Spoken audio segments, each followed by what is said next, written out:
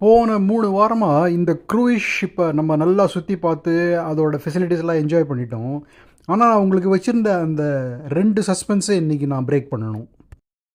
முதல்ல அந்த முதுகில் ஒரு பேப்பர் மாதிரி ஒன்று கட்டி தூக்கின்னு போயிட்டுருக்குமே, அது என்னன்னு உங்களுக்கு தெரிய வேணாமா?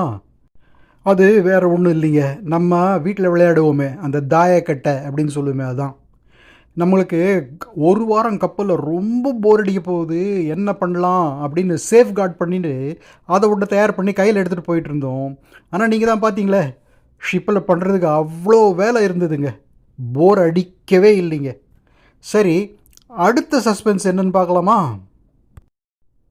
நம்ம ஷிப்பு இப்போ கரைக்கு வந்துடுச்சுங்க. பாருங்கள், எல்லோரும் ஈகராக வெளியில் இறங்குறதுக்காக வெயிட் பண்ணிகிட்ருக்கோம். ஆனால் அந்த இறங்குற இடம் எது, அது தானேங்க சஸ்பென்ஸு. நான் உங்கள்கிட்ட இது வரைக்கும் சொல்லவே இல்லை எங்கே இறங்க போகிறோன்ட்டு. இப்போ சொல்கிறேன், உங்களால் கண்டுபிடிக்க முடியுமா பாருங்கள். அது எந்த இடம் தெரியுமா? இந்த பிளேனு கப்பல் எல்லாம் அந்த ஏரியாவில் போனால் அப்படியே முழுகிடுமா. புரியுதா? அதை ஒரு முக்கோணம்னு கூட சொல்லுவாங்க. இப்போவாவது புரியுதா? புரிஞ்சிருக்கும்னு நினைக்கிறேன். ஆனால் கடைசியில் தாங்க சொல்ல போகிறேன். சரி, வாங்க ஷிப்பை விட்டு இறங்கலாம். இறங்கிட்டோம். நம்ம டெஸ்டினேஷனில் காலை வச்சாச்சு. அங்கே எல்லாருக்கும் டவல் டிஸ்ட்ரிபியூஷன் பண்ணுறாங்க பார்த்தீங்களா?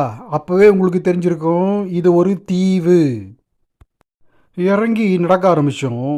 பாருங்கள், பக்கத்துலேயே இன்னொரு பெரிய க்ரூஸ் ஷிப்பு நிற்குது. இதுலேருந்தே உங்களுக்கு தெரியும் ஒரு பாப்புலர் டெஸ்டினேஷன் அப்படின்ட்டு.